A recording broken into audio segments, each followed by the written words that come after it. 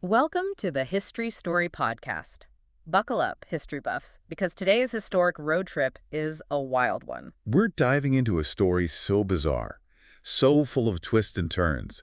It's the kind of tale that makes you question everything you thought you knew about history. We're talking about Archduke Franz Ferdinand, the guy whose assassination kicked off World War I. And his driver, Leopold Lojka. a name that's become tangled up in a web of historical fact and seriously captivating folklore. It's all about a possible connection Between the start of World War I, and a moment during World War II. that just seems too eerie to be true. Our mission today To untangle this story, is to figure out what really happened. and why. This legend just won't quit. So get ready, For a ride through history, filled with shocking twists. in surprising details. Okay, to kick things off, picture this. Sarajevo, June 28th, 1914. A city on edge. The heir to the Austro-Hungarian throne, Archduke Franz Ferdinand, is visiting with his wife Sophie. Tensions are already sky high in Europe. Nationalism, imperialism, you name it. The continent is a powder keg just waiting for a spark. And that spark, unfortunately, came in the form of an assassin's bullet.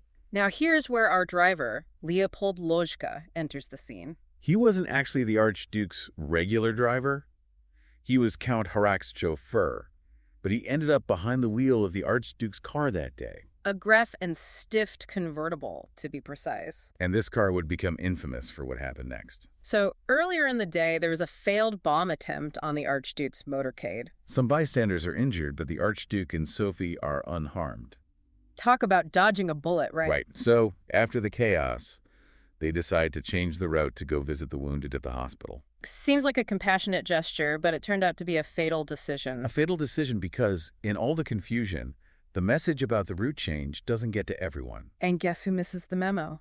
Our driver, Leopold Lojka, He's driving the third car in the motorcade. and he keeps going straight on the original route, He makes a right turn. on to Franz Joseph Street. Instead of sticking to the Apulque, Oops. you can almost hear the record scratch. It's a seemingly small mistake, but it has monumental consequences. Because guess who's hanging out on Franz Joseph Street? The Vila Princip, a young Bosnian Serb nationalist, and one of the assassins involved in the plot. Lojka realizes he's made a wrong turn, And he stops the car to try to reverse. but in a stroke of incredibly bad luck, The car stalls, right in front of Moritz Schiller's Delicatessen. the very place where Gavrilo Princip is standing. And seeing this opportunity, Princip takes aim and fires 2 shots. Both the Archduke and Sophie are fatally wounded. And that's the moment. The world changes. The assassination triggers a chain reaction of events that leads directly to the outbreak of World War I, It's mind-blowing, isn't it?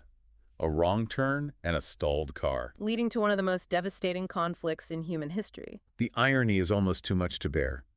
But hold on to your hats, folks, because here's where the story gets even wilder. There's this persistent legend that connects Lojka not just to the start of World War I, but also to World War II. And it takes place in the very same spot where the assassination happened, Years later, during World War II. Sarajevo is hit by bombing raids. And as the story goes, Lojka is in the city when the bombs start falling. And where does he seek shelter? You guessed it.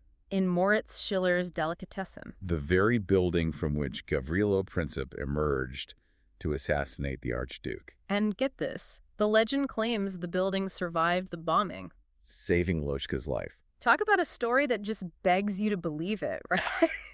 It's like something out of a movie. It's got this incredible sense of cosmic irony. Like history is rhyming with itself. But here's the thing. As much as we might want this story to be true, It's almost certainly not. it's one of those historical myths that sounds so good So poetically perfect. that they take on a life of their own. But the truth is, Leopold Lojka died on July 18th, 1926. in Brno, Czechoslovakia, He was running an inn at the time. he was only 39 years old.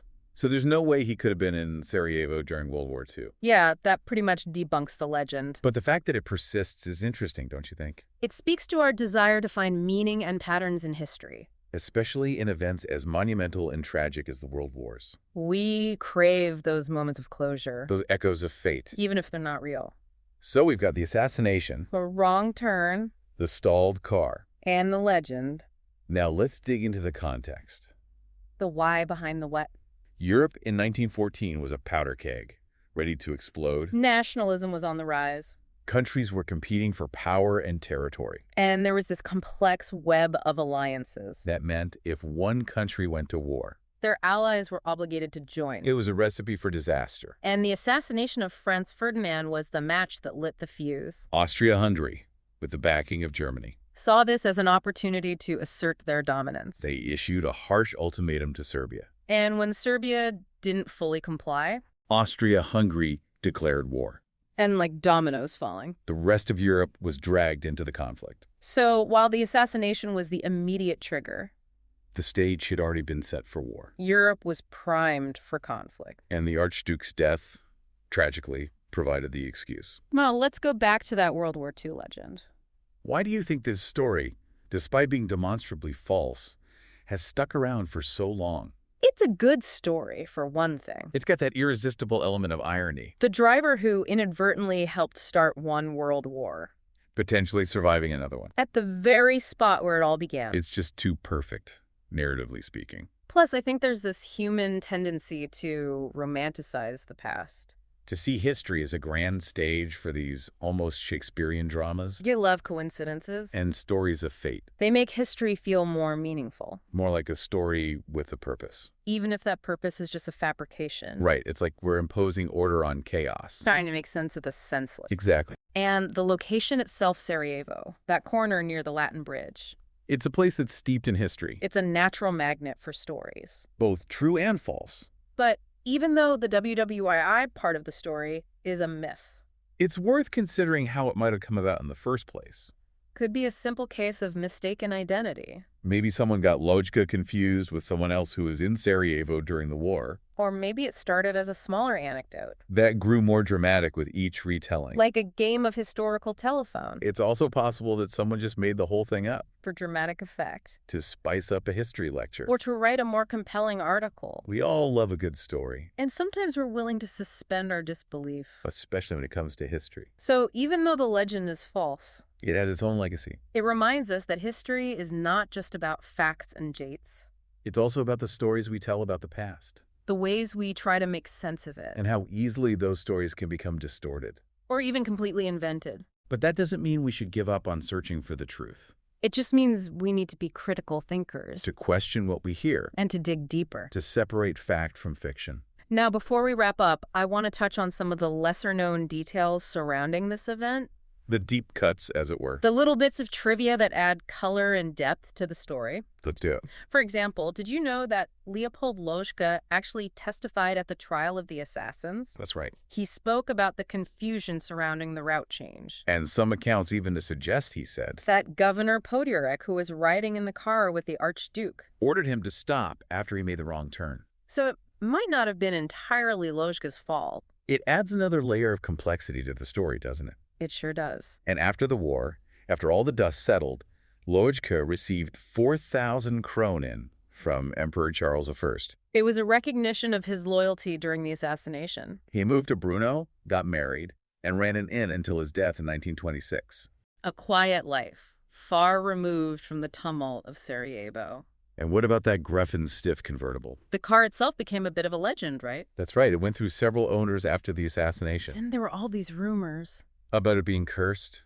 People claimed that its owners met with all sorts of terrible fates. Accidents, suicides, you name it. It's a bit macabre.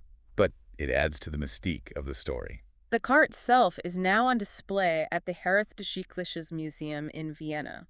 Complete with the bullet holes from the assassination. A chilling reminder of that fateful day.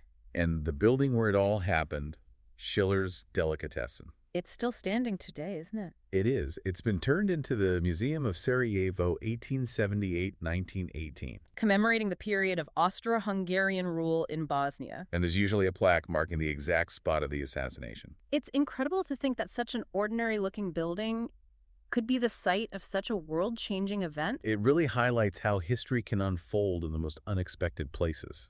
And I've also heard the story about Gavrilo Princip, The assassin. that he was eating a sandwich at Schiller's just moments before the Archduke's car arrived. It's a popular anecdote. But it's likely just another bit of folklore. There's no real evidence to support it. But it's a good story nonetheless. It adds a touch of the absurd to this otherwise tragic event. Before we go, any recommendations for those who want to delve deeper into this story? Absolutely. If you're ever in Vienna, the Heeresgeschichtliches Museum is a must-see, They have the Archduke's car on display. along with tons of other artifacts from World War I. And if you're ever in Sarajevo, Be sure to visit the Museum of Sarajevo, 1878-1918, it's a great way to learn more about the history of the city. and the events leading up to the assassination. As for books, I'd recommend The Sleepwalkers by Christopher Clark. It's a great overview of the causes of World War I. And for a more focused account of the assassination. Sarajevo by Joachim Romack is excellent.